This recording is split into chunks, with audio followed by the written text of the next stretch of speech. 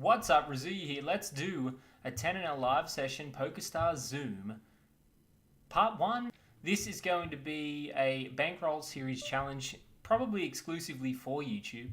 We started at 2 and and grinded our way up from like a $50 Canadian or US roughly deposit, and we're now at 10 and We're following a 30 buy-in bankroll management strategy, which is pretty standard. Here on the right with 9-10 suited, obviously we're getting a nice price here. We will call. We flop top pair with backdoor draws, which is awesome. We can either lead out or check here and let our pre-flop aggressor show the aggression. I like doing that a lot of the time. We turn really well. Top two pair. Obviously, we lose to Queen Jack. I can obviously look to raise here to see where we are in the hand. It's usually a lot of the time what I'd like to do here. If we do get raised over the top, it's pretty clear that the villain or opponent has something much stronger. The river is a 5. Obviously, we lose to 6, 7, Queen, Jack, Jack 7. There's a lot of hands out there. I think I will bet for value here. Would they be checking the nuts? It's possible. We'll find out here if they do raise. We'll bet relatively small, but enough to get value, and we do take it down. So basically, as I said, what I'm doing is a challenge similar to what you see on Twitch. I do and will be streaming on Twitch in the near future, so you can check out my channel in the links below. With the queens, will open up. So yeah, basically doing a 30 buy-in per limit bankroll management, moving up through the limits on Zoom, which is awesome. With the queens, we will bet small. There is straight and flush draws out there from the big blind, obviously. You could consider checking back, obviously, with top set, because it's very hard for them to have a queen. But in the big blind range, they could have ace-6, 4-5, ace-x of hearts, etc. With the king-queen, we get led into, obviously, we will call once with the backdoor diamond draw from the under-the-gun raise. I think it's fine to call again here. We'll just see. This player is playing one table. River's interesting. Obviously, now we still lose to ace-king, but I think we can value bet here if they do have a hand like ace-jack, ace-10 suited. If they do have jack-10, that's obviously unfortunate, but we can obviously go for value on the river, and they do fold. With the ace-3, I can isolate. I think I will, and we will make a note that this player is open limping on button, which is just horrifically bad. We do get a call from the big blind, which is not too bad. We flop really well, so we probably will check here and hopefully see if the big blind will lead out. If they do have an ace, that's going to be unfortunate, depending on if we get it all in eventually. I'm going to bet the turn because straight draws and flush draws do come into play. The river's probably not likely to change a lot. I will bet for value here, around half pot. With the 7-8 on the right-hand side, it's interesting. We do obviously get donk led into, and obviously I'm calling. The deuce of spades completes flushes.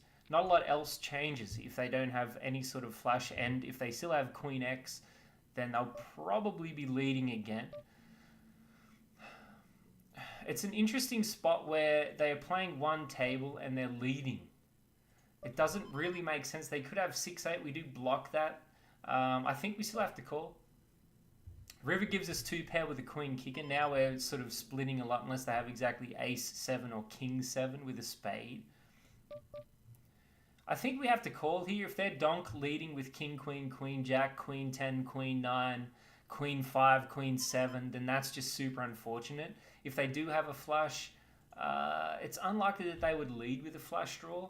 So they could have a hand like 6-8, 9-10, king-jack. I mean, we'll see. Queen 10. So that's just unfortunate. I don't think I'm ever laying down that hand in that situation, considering that they're donk leading.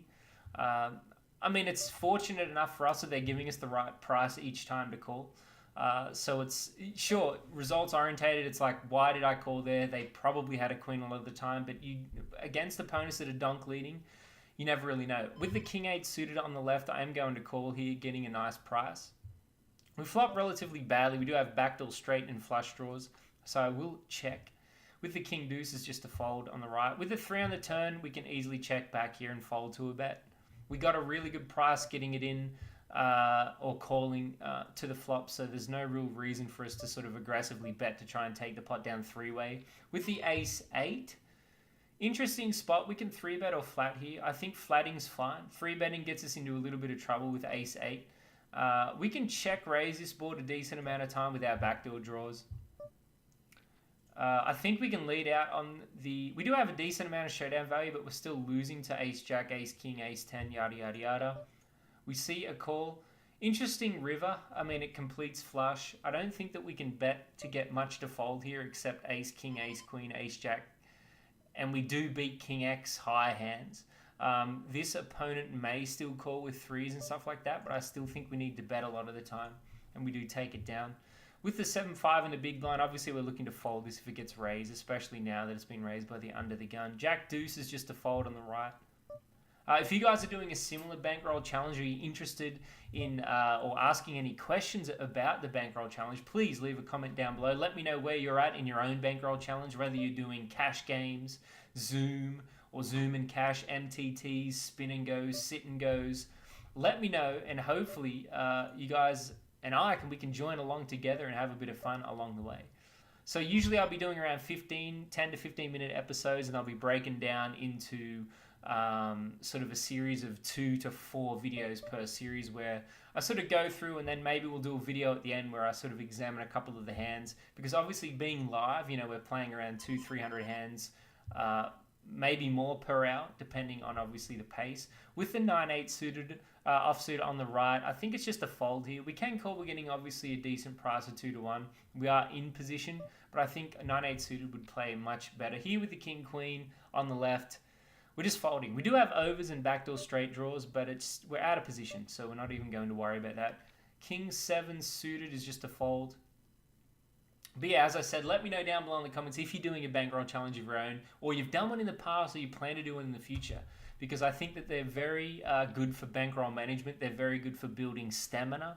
They're very good for, hopefully, for people out there to take control of the tilt issues, where you might start at, say, 2-L, 5-L, 10-L, 25, even though that you might be bankrolled for 200, 400, which seems insane, but there are a lot of people that I know and have spoken to that need the discipline to play 50 to 100k hands, which relatively speaking doesn't take that long when you consider Zoom or multi-tabling.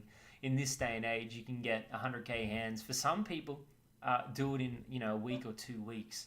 With the ace-9, we will be opening here. We see a recreational player, or they're playing specifically for the card match because they haven't bought in for 100 bigs. Flop top pair, we're going to lead out here. Queen 10, I will be calling here. I'll be defending in the big blind.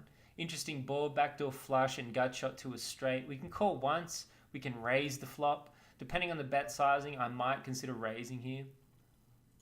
Just because we are in position, and it's unlikely that this opponent has a lot of ace-X's here. So they're timing down. They check. I think it's safe for us to bet here. We can bet 50% roughly of the pot. They will fold a lot if they have 4s, 3s, 7s, 9s. They'll probably just be like, oh, check, fold, check, fold. So we do take it down with queen high. 6-7's a fold. 6-8 getting a decent price against under the gun range and small blind call. I think it's fine for us to call here. A lot of people might fold in this situation, but we're getting a really good price. Not the best flop, but that's okay because we're not always flopping best with 6-8 offsuit. We obviously are checking because under the gun opening ranges hit this board decent amount of the time, and we'll just snap fold there. Queen 9 offsuit, if it gets folded to us, you could arguably raise here. I don't really like to open with a hand like Queen 9 offsuit. If it's suited, sure, we can go ahead. Given that we're assuming that the small blind's a recreational player and the big blind marked as green is a recreational player, I'm probably going to open here. If I didn't have any reads on these opponents, it's probably just a standard fold. Now that we're in position the whole way, we should be okay in going to the flop. That's a good flop for queen high. Obviously, we'll be continuation betting here or C betting, and we take it down. If there were some people that I've marked as regulars, or if there were short stacks in the small and big blind, like $2-3, it's like queen 9, I think we'll just fold and wait for a better spot. Ace jack on the left, suited, will be opening here. We'll mark this player as a recreational because they're not buying in for the full stack. We will call a 3-bet. I don't think I need to 4-bet light with ace-jack against a smaller stacked opponent, though. A lot of people like to 4-bet light in that situation. It's sort of tough because you're basically committing your stack against someone with 60 big blinds in that situation. Jack 10 will definitely be opening on the button. With the deuces getting a good price, yes, we're out of position, but I feel like they're not 100 big blinds deep, so we'll mark them as rec plays, but I still feel like our odds are really nice.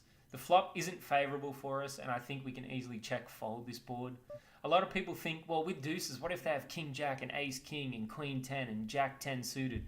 It's like they could, but they could also have 5s, 6s, 9s, 10s, jacks as well, which we're completely crushed. So we're just going to fold.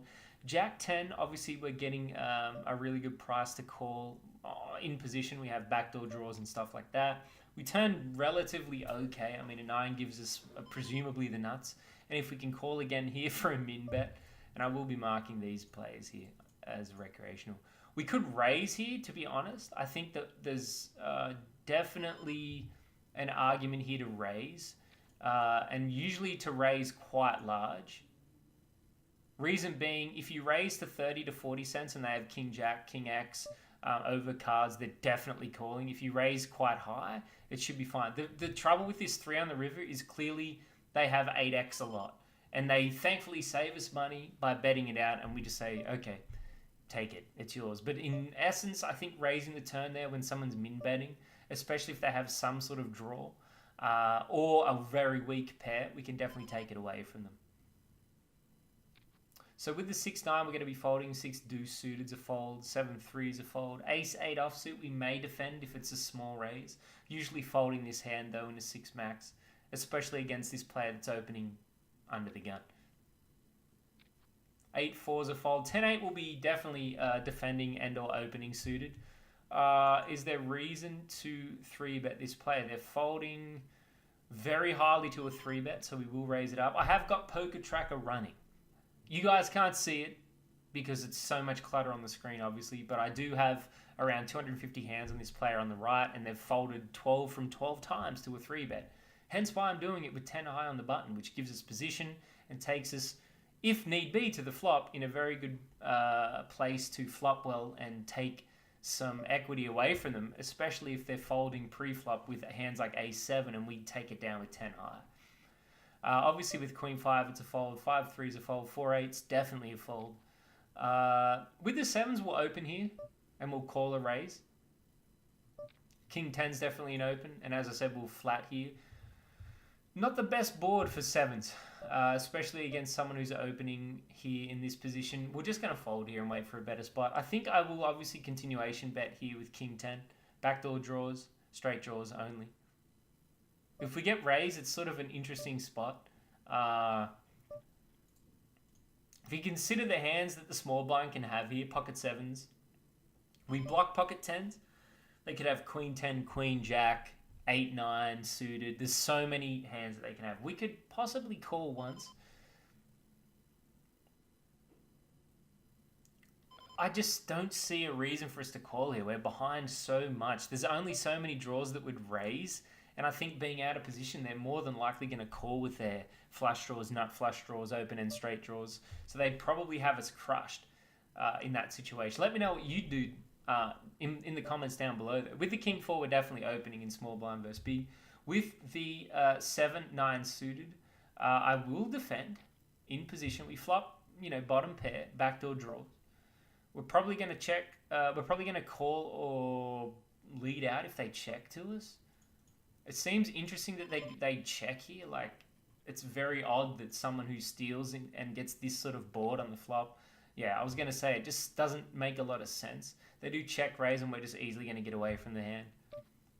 If they were to bet and we call and the turn's a deuce and they bet again, then it's more than likely we're going to call again. So for them to check raise the flop is sort of an interesting spot.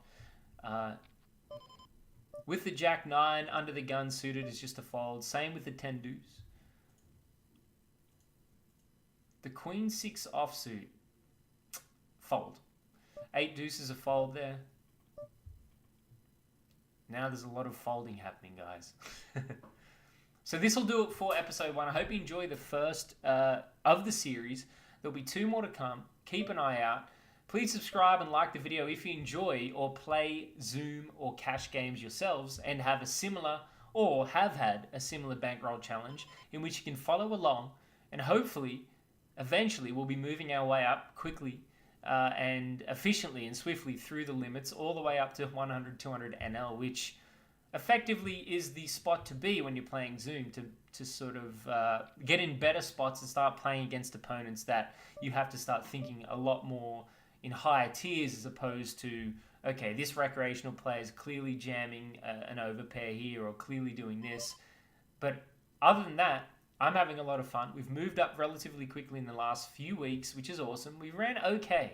We haven't been running like, God per se, but we've been playing well and just stealing pots and getting there when it needs to happen. There've been some downswings, but that's expected. And hopefully you guys will tune in the future, because I'm doing separate videos on how to control tilt, dealing with downswings, bankroll management in a specific manner as opposed to MTTs, cash, spin and goes. We'll cover all that sort of stuff to hopefully give people an idea of what others are doing out there, so they can hopefully feel comfortable, spending or wasting or using or maintaining their different bankrolls depending on their income. Alrighty, I'll see you guys in episode 2 of the Bankroll Challenge. See you soon.